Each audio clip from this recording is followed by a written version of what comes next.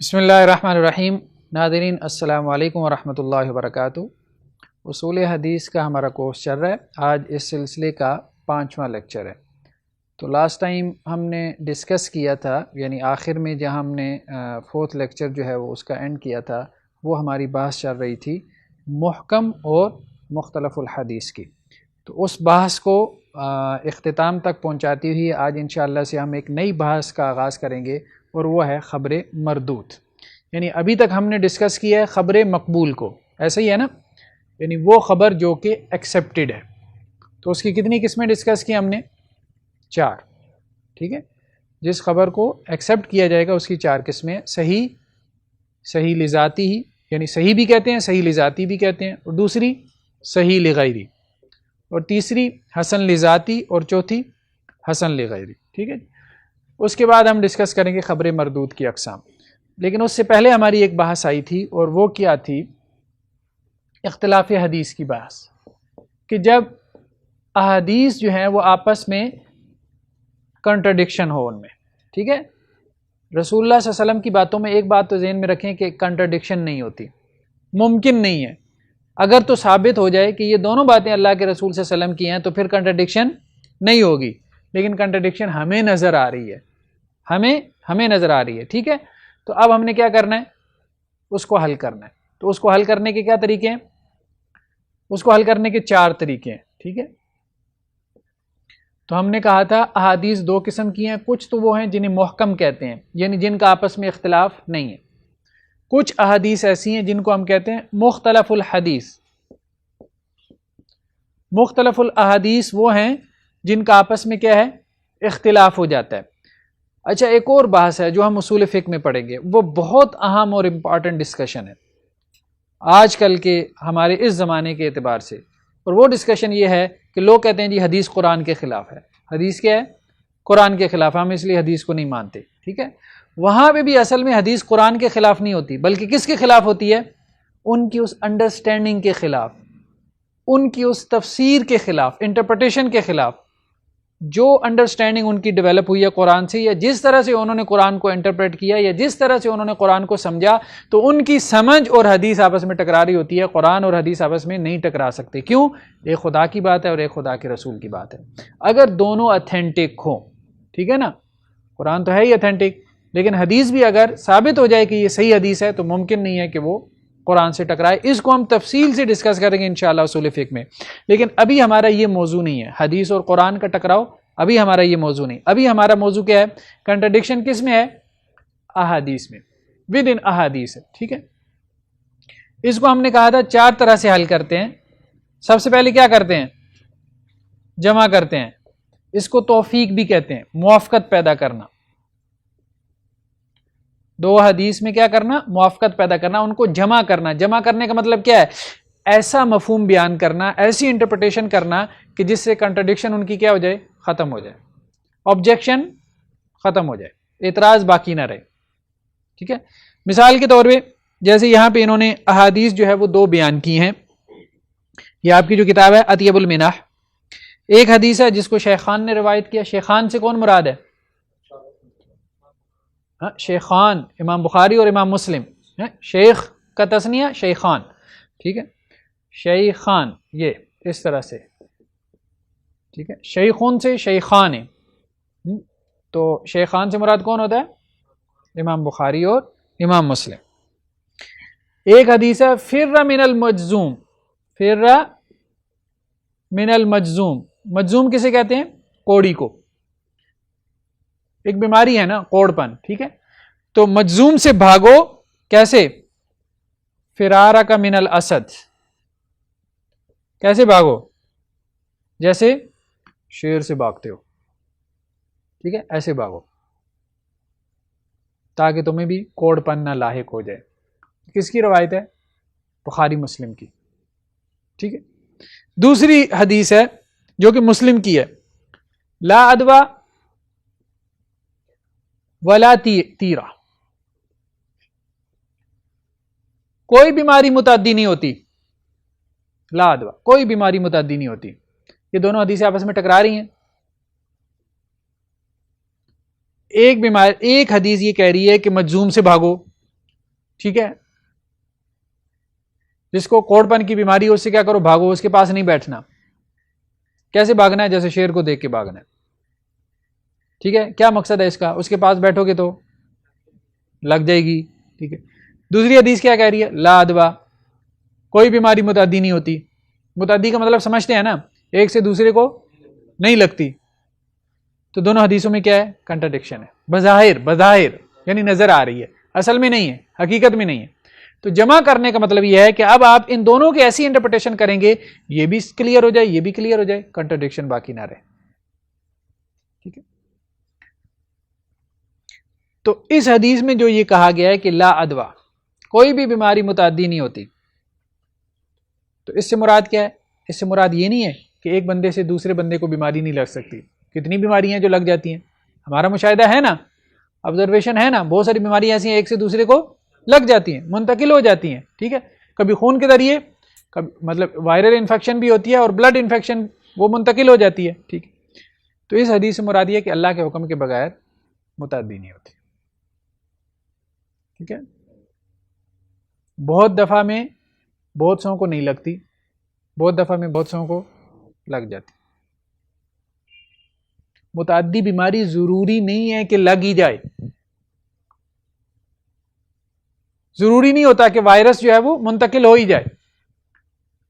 ٹھیک ہے، ضروری نہیں ہوتا بیکٹیریا کام دکھا ہی جائے. اللہ کے حکم سے کام دکھاتا ہے. تو لا ادوا یہ عقیدے کا مسئلہ ہے. اللہ کے اذن سے متعدی ہے، خود سے متعدی نہیں ہے. کوئی بھی بیماری خود سے متعدی نہیں ہوتی، اللہ کے اذن سے متعدی ہوتی ہے. ٹھیک ہے. اب جیسے حدیث میں ہے کہ جس علاقے میں طاعون پھیل جائے، طاعون کی بیماری جو چوہوں سے پھیلتی ہے، متعدی بیماری ہے نا، اس علاقے میں جانے سے منع کیا.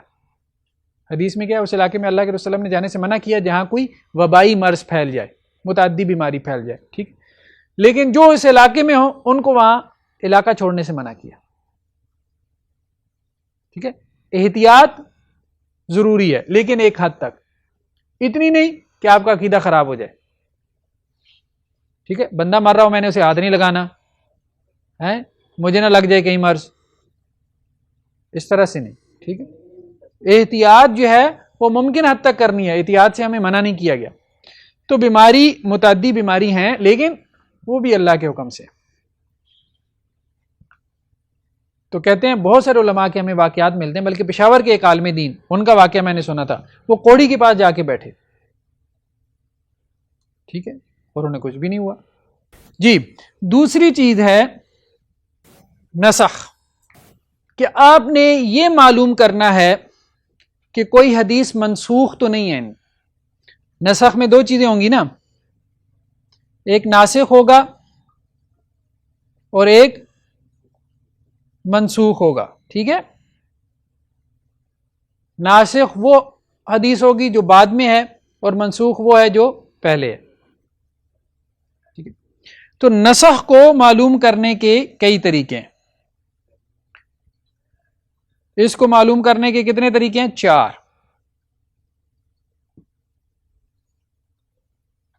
سب سے پہلے قول رسول، خود اللہ کے رسول صلی اللہ علیہ وسلم جو ہے وہ اپنی پہلی کسی بات کو منسوخ کر دیں، کینسل کر دیں. ٹھیک ہے، ایبروگیشن کہتے ہیں نا نسخ. دوسرا قول صحابی سے معلوم ہو کہ یہ سنت منسوخ ہو چکی ہے. تیسرا تاریخ سے معلوم ہو. اور چوتھا اجماع، اجماع سے معلوم ہو کہ یہ منسوخ ہو چکی ہے سنت. قول رسول کی مثال انہوں نے کیا دی کہ اللہ کے رسول صلی اللہ علیہ وسلم کی حدیث ہے، ٹھیک ہے، کن تو نہیتکم عن زیارت القبور، میں نے تمہیں منع کیا تھا قبروں کی زیارت سے، اب کیا کروں؟ فزوروا. صحیح مسلم کی روایت ہے.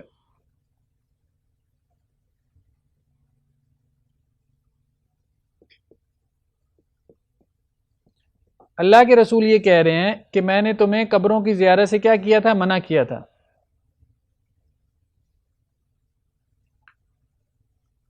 اللہ کے رسول نے منع کیا تھا، ایک حکم تھا. ٹھیک ہے. اب دوسرا حکم کیا آ گیا؟ فزوروا. بس تم اب ان کی زیارت کر لیا کرو. شروع میں منع کیا گیا تھا قبروں کی زیارت سے. کیوں منع کیا گیا تھا؟ کیونکہ لوگ بت پرستی کے ابھی حال میں مطلب حال ہی میں بت پرستی چھوڑی تھی، تو اس لیے امکان تھا، پاسبلٹی تھی کہ لوگ قبروں کے ساتھ وہی معاملہ شروع کر دیں جو بتوں کے ساتھ کرتے تھے، جیسا آج ہو رہا ہے. ٹھیک ہے، تو اللہ کے رسول صلی اللہ علیہ وسلم نے شروع میں منع کر دیا تھا قبرستان کو وزٹ کرنے سے، بعد میں اس کی اجازت دے دی. جب لوگوں کے عقائد پختہ ہو گئے، شرک اور توحید میں بالکل فرق واضح معلوم ہونے لگ گیا، لوگوں کا ایمان بن گیا، تو اب اجازت دے دی، جاؤ قبرستان میں زیارت کرو، ان کے لیے دعا کر کے آؤ، دعائے مغفرت، کوئی حرج نہیں. دوسری چیز ہے قول صحابی. اس کی مثال آپ کی کتاب میں کیا دی ہے؟ حضرت جابر رضی اللہ عنہ کا قول ہے، کانا آخر الامرین الرسول اللہ صلی اللہ علیہ وسلم، کانا آخر الامرین الرسول اللہ صلی اللہ علیہ وسلم، آخر الامرین، ٹھیک ہے، ترک الوضو مما مست النار، جس چیز کو آگ نے چھوا ہو، مما مست النار، مس یا مس چھونا، ترک الوضو. اللہ کے رسول صلی اللہ علیہ وسلم کے بارے میں آتا ہے بعض روایات میں کہ آگ پہ پکی ہوئی چیز کھاتے تھے تو وضو کر لیتے تھے، کبھی آتا ہے کہ آگ پہ پکی ہوئی چیز کھاتے تو وضو نہیں کرتے. تو بعض صحابہ نے یہ فتویٰ دیا کہ آگ پہ پکی ہوئی چیز کھانے سے وضو کیا ہے؟ ٹوٹ جاتا ہے. بعض صحابہ نے یہ فتویٰ دیا کہ نہیں ٹوٹتا. دونوں کے پاس اللہ کے رسول صلی اللہ علیہ وسلم کی کیا تھی؟ سنت تھی. حضرت جابر نے کیا کہا؟ کانا آخر الامرین، دو معاملوں میں سے آخری معاملہ، یعنی دونوں کام اللہ کے رسول نے کیے، دونوں سنت ہیں، کبھی وضو کیا اور کبھی نہیں کیا، آگ پہ پکی ہوئی چیز کھا کے کبھی وضو کیا کبھی نہیں کیا. لیکن آخر الامرین، آخری جو معاملہ تھا اللہ کے رسول صلی اللہ علیہ وسلم کا، وہ کیا تھا؟ ترک الوضو، کہ آپ وضو نہیں کرتے تھے. کب؟ مما مست النار، جب اس چیز کو کھاتے جس کو آگ نے چھوا ہو، ٹچ کیا ہو، یعنی آگ پہ پکی ہوئی چیز کھانے کے بعد آپ وضو نہیں کرتے تھے. یہ آپ کا آخری معاملہ تھا. یہ کیسے پتہ چلا؟ قول صحابی سے. کبھی پتہ چلتا ہے قول رسول سے، اور کبھی پتہ چلتا ہے. تو اب اگر ایسی حدیثیں آ جائیں کہ اللہ کے رسول نے وضو کیا ہے تو کیا کہیں گے آپ؟ وہ کیا ہیں حدیثیں؟ بھائی وہ حدیثیں کیا ہیں؟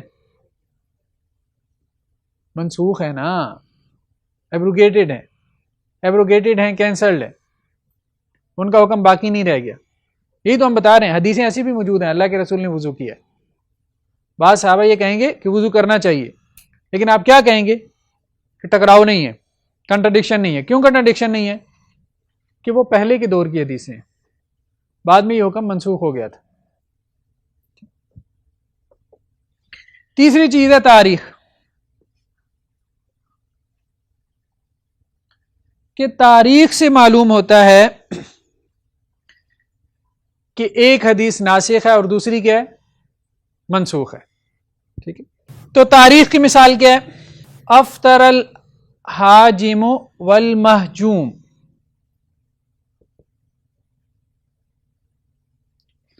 ابو داؤد کی روایت ہے. ٹھیک ہے،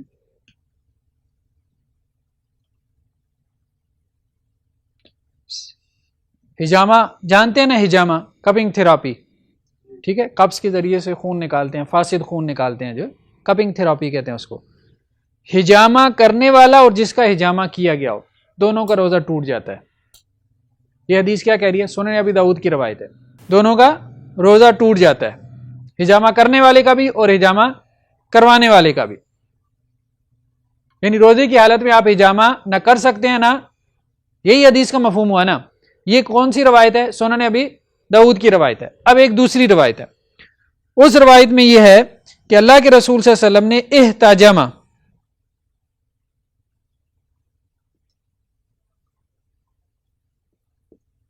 اللہ کے رسول صلی اللہ علیہ وسلم نے جو ہے وہ ہجامہ کروایا، وہ ہوا جبکہ اللہ کے رسول حالت احرام میں تھے، محرم صائمون، اور روزے کی حالت میں تھے. یہ مسلم کی روایت ہے. اللہ کے رسول نے ہجامہ کروایا کب؟ حالت احرام میں، روزے کی حالت میں. ٹھیک ہے, یہ واقعہ ہے فتح مکہ کا. یہ واقعہ کب کا ہے؟ فتح مکہ کا. اور یہ واقعہ حجۃ الوداع کا. فتح مکہ کب ہوا؟ 8 ہجری میں. حجۃ الوداع 10 ہجری. تو کون سی منسوخ ہے, کون سی ناسخ ہے؟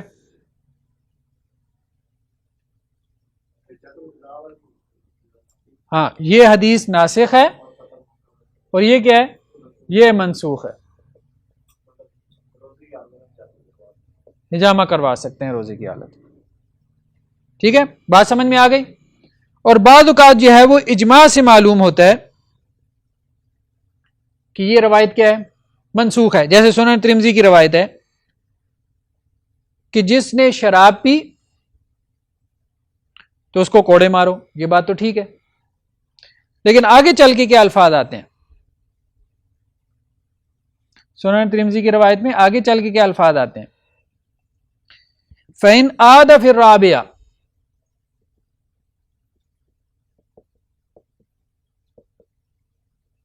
فَاقْتُلُوا. چوتھی مرتبہ شراب پیے تو قتل کر دو. یہ سنن ترمذی کی روایت ہے, لیکن یہ کیا ہے؟ منسوخ ہو چکا ہے. یہ حکم کیا ہے؟ منسوخ ہے. شراب جتنی مرتبہ مرضی پیے گا اس کی حد قتل نہیں ہے, کوڑی ہے. ٹھیک ہے, بعض فقہا کے نزدیک 40 اور بعض کے نزدیک 80.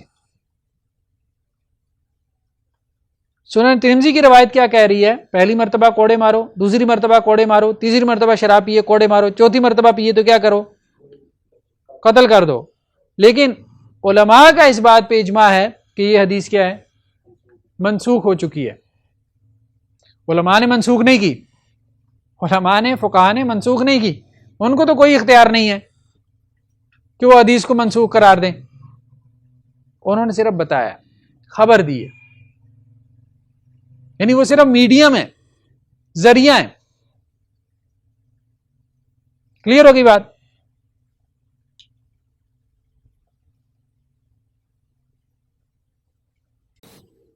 تیسری صورت ہے ترجیح.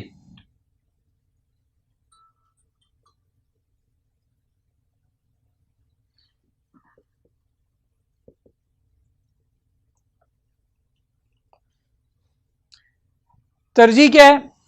کہ جب دو احادیث آپس میں ٹکرا رہی ہوں تو آپ ایک کو کیا کریں گے؟ ترجیح دیں گے. یعنی ایک راجح ہوگی اور دوسری کیا ہوگی؟ مرجوح. یا اس کو یوں لکھ لیتے ہیں آگے.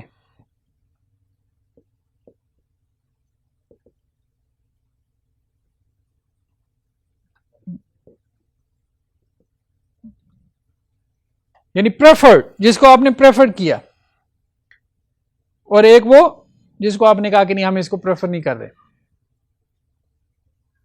ٹھیک ہے, یعنی ایک حدیث جو زیادہ صحیح ہے اس کو آپ لے لیں گے نا. ایک حدیث بخاری مسلم کی ہے, متفق علیہ روایت ہے, اور ایک حدیث ابن ماجہ کی ہے. دونوں آپس میں ٹکرا جائیں تو کس کو لیں گے؟ سب سے پہلے آپ کیا کریں گے؟ جمع کرنے کی کوشش کریں گے. جمع نہ ہو سکے تو پھر کیا کریں گے؟ نسخ کی طرف جائیں گے. نسخ کا بھی نہیں امکان, کو پاسبلٹی, پھر ترجیح دیں گے. کام آسان ہو جائے گا. اگر یہ بھی ممکن نہ ہو, ترجیح کی بہت وجوہات ہو سکتی ہیں. بھائی یہ تو ممکن ہوتا ہے نا, ترجیح کی 20 وجوہات ہوتی ہیں کہ ایک بندے کو آپ دوسرے پہ ترجیح دے دیں. کیوں ترجیح دے دیں؟ کیونکہ وہ بڑا محدث ہے. ٹھیک ہے, اوثق راوی ہے, زیادہ ثقہ راوی ہے. تو وجوہات ترجیح میں سے کوئی وجہ ترجیح نکل آتی ہے. اگر یہ بھی ممکن نہ ہو, چلیں, تو پھر چوتھی چیز کیا ہے؟ توقیف. توقیف کا مطلب کیا ہے؟ دونوں روایات اگر برابر ہوں ہر اعتبار سے, جو عموماً ہوتا نہیں ہے, یعنی کوئی نہ کوئی وجہ ترجیح آپ کو مل جاتی ہے.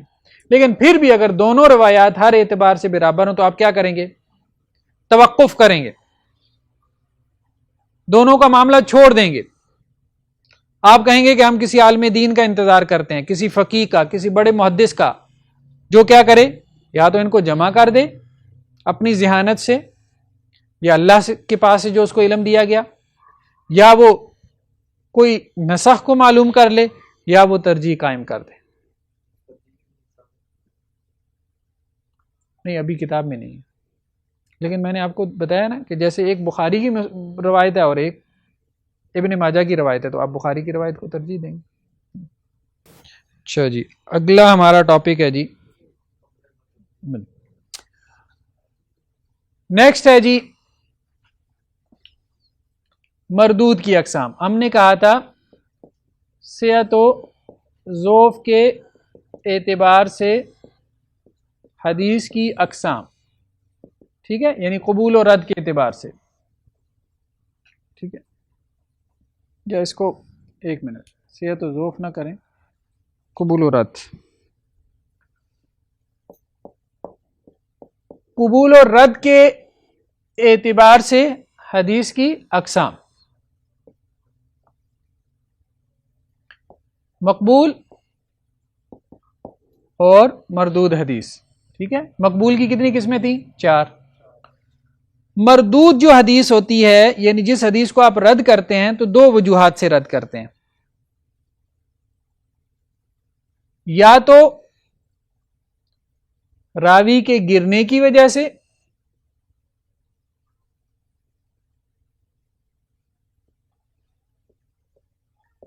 السقوط من الراوی، یا پھر راوی میں تان کی وجہ سے،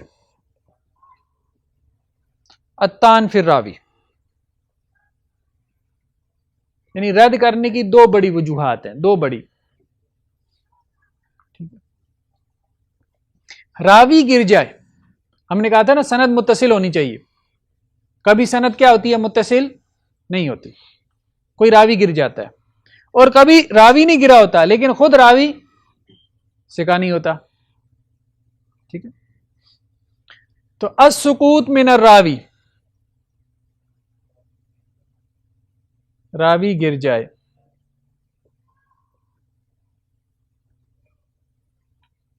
سقوط کا مطلب ہے گر جانا، راوی کا گر جانا.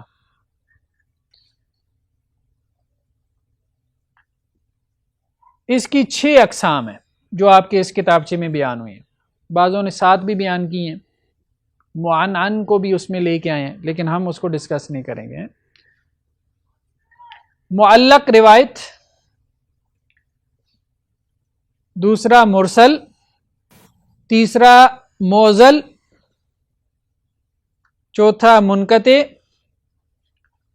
پانچواں مدلس، اور چھٹا مرسل خفی.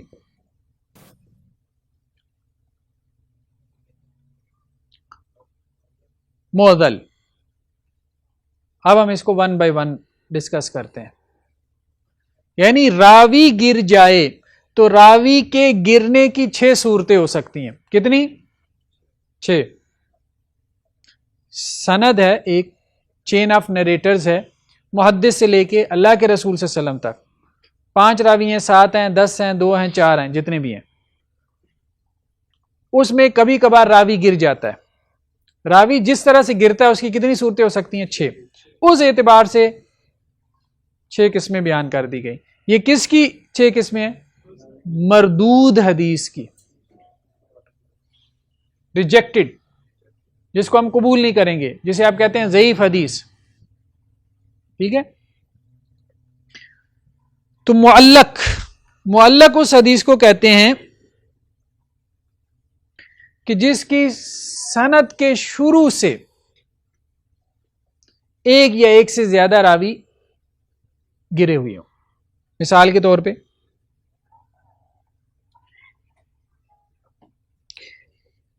امام بخاری نے یہ بات کہی ہے، وقال ابو موسیٰ،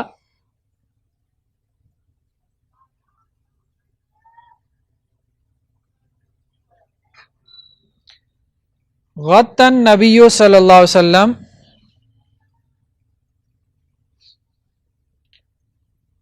رکبتیہ حین دخل عثمان.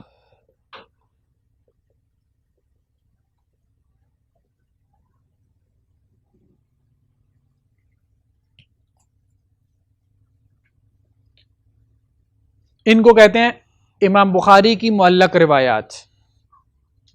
امام بخاری نے صحیح بخاری میں بعض ایسی روایات بیان کی ہیں جن کی سند کیا ہے؟ ذکر نہیں کی، جن کی سند کا ذکر نہیں ہے. امام بخاری نے اب کیا بات کہی ہے کہ ابو موسیٰ اشعری نے کہا ہے. امام بخاری نے اپنے سے لے کے ابو موسیٰ اشعری تک سند بیان نہیں کی، ڈائریکٹ کیا کہا؟ صحابی نے کہا. ابو موسیٰ اشعری کون ہے؟ صحابی ہیں. کہ ابو موسیٰ اشعری کیا کہتے ہیں؟ غطى النبی صلی اللہ علیہ وسلم رکبتہ، کہ اللہ کے نبی صلی اللہ علیہ وسلم نے اپنے دونوں جو گھٹنے تھے وہ آپ صلی اللہ علیہ وسلم نے کیا کیے؟ ڈھانپ لیے. حین دخل عثمان، جب حضرت عثمان داخل ہوئی. اصل اختلافی مسئلہ فقہا میں یہ ہے کہ گھٹنا جو ہے، گھٹنا مرد کا گھٹنا، یہ سطر میں داخل ہے کہ نہیں؟ سطر میں داخل ہے کہ نہیں؟ یعنی اس کو لازمی طور پہ چھپانا ضروری ہے کہ نہیں؟ بعض فقہا کہتے ہیں کہ گھٹنا سطر میں داخل ہے، بعض فقہا کہتے ہیں کہ گھٹنا سطر کا حصہ نہیں ہے، گھٹنے سے اوپر تک سطر ہے. ٹھیک ہے. تو امام بخاری جو ہیں ان کا بھی ایک موقف ہے. تو امام بخاری ابو موسیٰ اشعری سے ایک قول لے کے آئے کہ ابو موسیٰ اشعری یہ کہتے ہیں کہ اللہ کے نبی صلی اللہ علیہ وسلم نے اپنے دونوں گھٹنے کیا کیے؟ ڈھانپ لیے جب کہ حضرت عثمان داخل ہوئے، اس سے پہلے نہیں ڈھانپے ہوئے تھے. ٹھیک ہے. تو اب یہ کیا ہے؟ یہ معلق روایت ہے کہ امام بخاری سے لے کے ابو موسیٰ اشعری تک اس کی سند نہیں ہے. اب امام بخاری کی جو معلق روایات ہیں کیا وہ صحیح روایات ہیں؟ یہ ایک بحث ہے، کیونکہ نام تو اس کا صحیح بخاری ہے نا، اور ہم یہ کلیم کرتے ہیں کہ جی اس کی تمام روایات کیا ہیں؟ صحیح ہیں. تو اس میں دو باتیں ذہن میں رکھنی ہیں. کتنی؟ دو. ویسے تو بہت ساری ہیں لیکن دو باتیں آپ کو بتانا چاہوں گا. ایک اہم بات تو یہ ہے کہ امام بخاری نے جو روایات نقل کی ہیں معلق، ان سے کوئی مسئلہ ثابت نہیں کیا، صرف اس کو سپورٹ کے لیے لے کے آئے ہیں. یعنی ایک مسئلہ جو ہے وہ صحیح حدیث سے ثابت ہو رہا ہے، صحیح حدیث سے، جس کی پوری چین انہوں نے بیان کر دی. اب اس کے سپورٹ میں وہ کیا کرتے ہیں؟ کچھ اور چیزیں لے آتے ہیں. مسئلہ ثابت ہو گیا ایک مرتبہ، اب اسی مسئلے کے سپورٹ میں کچھ اور چیزیں لے آئے، معلق روایات بھی لے آتے ہیں. بات یہ سمجھ میں آ رہی ہے؟ معلق روایت کے اوپر مسئلے کی بنیاد نہیں رکھتے. ایک بات تو اہم ہے، اس کو سپورٹنگ میٹیریل کے طور پہ ذکر کرتے ہیں. دوسری بات یہ ہے کہ امام بخاری نے جو روایات نقل کی ہیں، جو معلق روایات، اگر تو وہ معروف کے صیغے سے ہوں، جیسے کالا. کالا کیا ہے؟ معروف کا صیغہ. اگر تو معروف کا صیغہ ہو تو اس کا مطلب ہے اس کی سند صحیح ہے اور کہیں اور موجود ہے.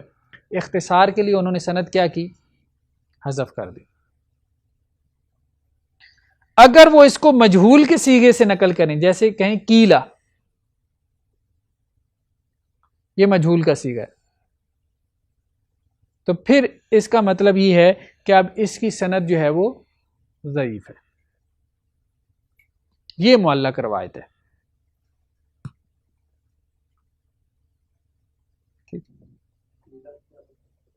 کہا گیا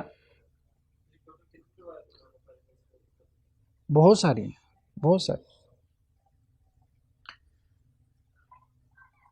دوسری چیز ہے مرسل روایت. مرسل اس روایت کو کہتے ہیں، یعنی معلق تو وہ ہو گئی نا جس کی سند کے شروع میں ایک یا ایک سے زیادہ راوی گرے ہوں. مرسل اس روایت کو کہتے ہیں کہ جس میں تابعی درمیان میں صحابی کو چھوڑ دے. تابعی کیا کرے؟ درمیان میں صحابی کو چھوڑ دے. جیسے اس کی مثال کیا ہے؟ ابن شہاب زہری کہتے ہیں، ان ابن شہاب زہری بڑے محدثین میں سے ہیں نا. وہ کس سے نقل کرتے ہیں؟ ان سعید بن مسیب.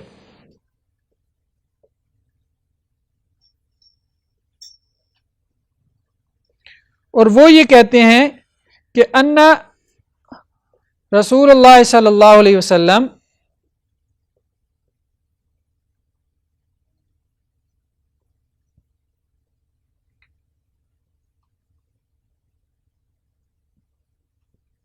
نہا انل مزابنا، اللہ کے رسول صلی اللہ علیہ وسلم نے مزابنہ سے منع کیا. یہ کون کہہ رہا ہے؟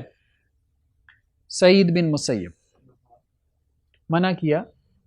مزابنہ بزنس کی ایک صورت تھی، ایک قسم تھی، جس میں کیا کرتے تھے وہ خشک کھجوروں کے بدلے جو ہے وہ تر کھجوروں کو بیچتے تھے. اس سے اللہ کے رسول نے منع کر دیا کیونکہ پیمانے میں فرق آ جاتا تھا، اور اس میں حکم یہ تھا کہ کھجور کسی بھی قسم کی ہو برابر برابر بیچو. یعنی ایک بندے کے پاس خشک کھجور ہے نا، اور ایک بندے کے پاس کیا ہے؟ تر کھجور ہے. وہ جسے ڈوکے کہتے ہیں. وہ کہتا ہے یار تمہاری کھجور جو ہے نا وہ خشک ہے، وہ مجھے 1 کلو دے دو اور میری 2 کلو لے لو کچی کھجور. اس سے اللہ کے رسول نے کیا کیا؟ منع کیا. جیسے کو کہے کہ بھائی 1 کلو میوہ لے لو اور 2 کلو انگور دے دو، تو اللہ کے رسول نے اس سے کیا کیا؟ منع کیا. ٹھیک ہے. یہ کون کہہ رہا ہے؟ سعید بن مسیب. اصل بات یہ ہے سعید بن مسیب کون ہے؟ تابعی ہیں. درمیان میں صحابی کیا ہیں؟ غائب ہے. سعید بن مسیب ظاہری بات ہے اللہ کے رسول سے تو نہیں نہ سن سکتے، براہ راست نہیں سن سکتے.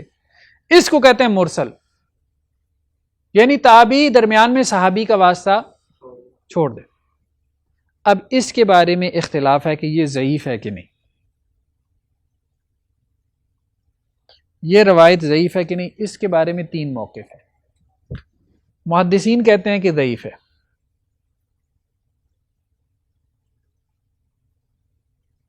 محدثین کیا کہتے ہیں؟ ضعیف ہے. وہ تو اس کو نہیں مانتے. ٹھیک ہے.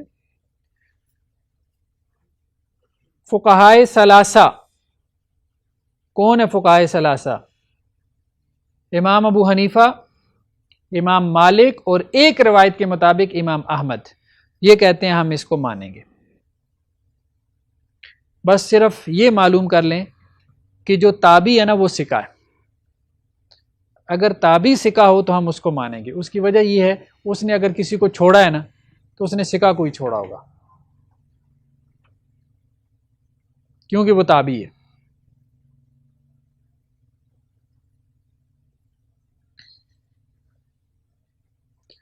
تیسرا موقف ہے امام شافعی کا. امام شافعی کہتے ہیں کہ 4 شرائط ہیں. کتنی؟ اگر یہ پوری ہو جائیں تو اس کو مان لیں گے. ٹھیک ہے. ان میں سے ایک شرط یہ ہے مثال کے طور پہ کہ ویسی ہی کوئی اور بھی مرسل روایت ہو اسی معنی کی، تو وہ 2 آپس میں مل کے ایک دوسرے کو سپورٹ کریں گی نا. ایک اس میں یہ بھی ہے کہ کسی صحابی نے اس مرسل روایت کے مطابق فتویٰ دیا ہو، یعنی وہ مرسل روایت جو ہے وہ اور صحابی کا فتویٰ آپس میں کیا ہے؟ میچ کر رہا ہو. ٹھیک ہے.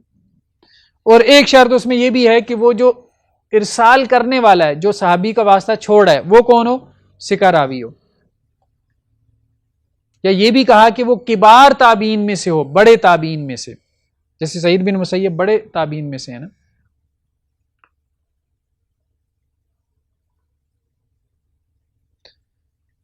لیکن محدثین اس کو ضعیف ہی شمار کرتے ہیں. اچھا ایک اور ہے جس کو کہتے ہیں مرسل صحابی. مرسل صحابی کسے کہتے ہیں؟ ایک صحابی اللہ کے رسول صلی اللہ علیہ وسلم سے روایت بیان کرتا ہے لیکن اس نے اللہ کے رسول سے نہیں سنی. کیوں نہیں سنی؟ اس کی وجہ یہ ہے کہ جس وقت کا واقعہ ہے نا اس وقت اس کی عمر بہت چھوٹی تھی، 6 سال تھی، 7 سال تھی، 8 سال تھی. ممکن نہیں ہے جو وہ واقعہ بیان کر رہا ہے اس نے خود سنا ہو، ممکن نہیں ہے یہ دیکھا ہو. تو اس نے کسی اور صحابی سے سنا ہوگا. اس کو کہتے ہیں مرسل صحابی، کہ صحابی اگر درمیان میں صحابی کا واسطہ گرا دے، ڈائریکٹ اللہ کے رسول سے نقل کر دے، یہ روایت سب کے نزدیک قابل قبول ہے، ایکسیپٹڈ ہے، یعنی مقبول ہے. یہ مردود میں نہیں آتی. صرف صحابی نے صحابی کا واسطہ چھوڑ دیا. تیسری قسم ہے موزل.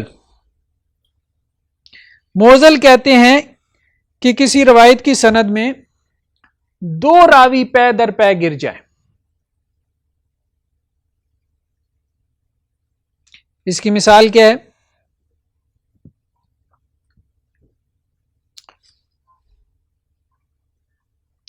جیسا کہ امام مالک نے موطا میں یہ حدیث بیان کی، ٹھیک ہے، امام مالک کہتے ہیں کہ مجھے یہ بات پہنچی ہے کہ حضرت ابو ہریرہ نے کہا. امام مالک کس سے روایت کرتے ہیں؟ حضرت ابو ہریرہ رضی اللہ عنہ سے، ٹھیک ہے. روایت کیا ہے؟ للمملوک طعامہ وکسوتہ بالمعروف، غلام کو کپڑا اور کھانا دو چیزیں دی جائیں گی مالک کی طرف سے عرف کے مطابق. یعنی غلام کا کپڑا اور کھانا کس کے ذمہ ہے؟ مالک کے ذمہ ہے.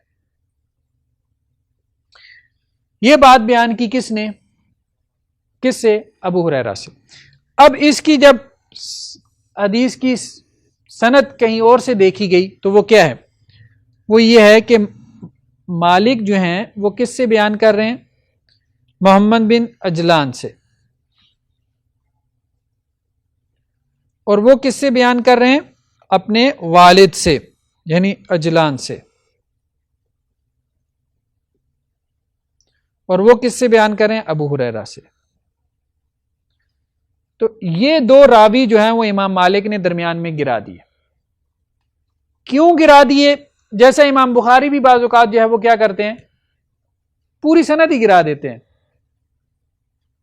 اختصار کے لیے، کیونکہ وہ مسئلہ وہ پہلے ایسی حدیثوں سے ثابت کر چکے ہوتے ہیں جس کی پوری سندیں انہوں نے نقل کر دی ہوتی ہیں، تو دوبارہ وہ اس کے لیے علیحدہ سے کوئی دوسری سند بیان نہیں کرتے. تو بیسیکلی اس کی سند کیا ہے؟ مالک جو ہیں وہ محمد بن عجلان سے نقل کرتے ہیں اور عجلان جو ہے وہ ابو ہریرہ سے نقل کرتے ہیں.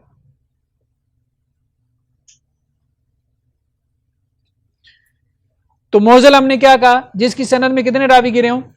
دو. منقطع، لیکن یہ لگاتار گرے ہوں دو، پے در پے، کنٹینیوسلی لگاتار دونوں گرے، پھر وہ منقطع ہے.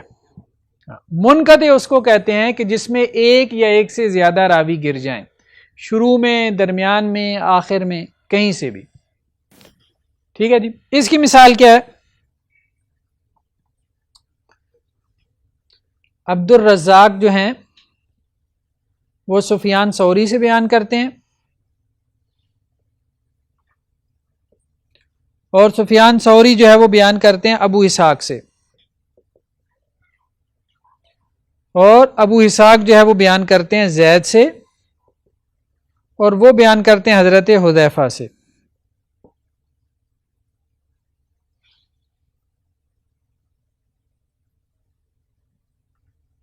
ٹھیک ہے کہ ان ولیتموہا ابا بکر فقوی امین، اگر تم ابو بکر کو ولی بنا دو تو وہ قوی بھی ہیں اور امین بھی ہیں. تو بیسیکلی اس یہاں پہ انقطاع ہے اس سند میں. عبد الرزاق نے سفیان ثوری سے، اور سفیان ثوری نے بیسیکلی سنا ہے شریک سے. ٹھیک ہے. تو سفیان ثوری نے جو ہے وہ شریک سے سنا ہے، اور انہوں نے سنا ہے ابو اسحاق سے. تو یہ سند درمیان میں کیا ہے؟ منقطع ہے، ایک راوی اس میں گرا ہوا ہے.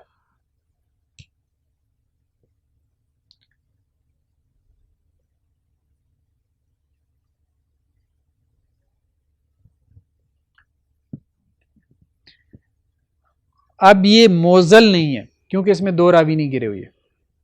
ٹھیک ہے. مرسل بھی نہیں ہے کیونکہ صحابی موجود ہے، صحابی گرے تو مرسل ہوتا ہے. معلق بھی نہیں ہے. معلق کسے کہتے ہیں؟ سند کے شروع میں ایک یا ایک سے زیادہ راوی گر جائے، یہ درمیانے سند سے انقطاع. تو یہ چوتھی صورت ہوگی منقطع کی.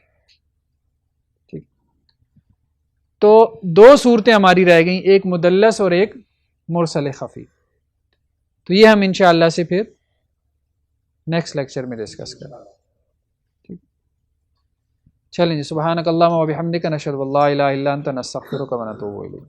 زندگی شعور سے. الحکمہ انٹرنیشنل آپ کا تعاون درکار ہے. آپ ہماری معاونت کے ذریعے اس مقدس مشن میں ہمارے رفیق بن جائیے. For donation account number 059292131002741 branch code 0727 account title Hafiz Shafiq Rahman MCB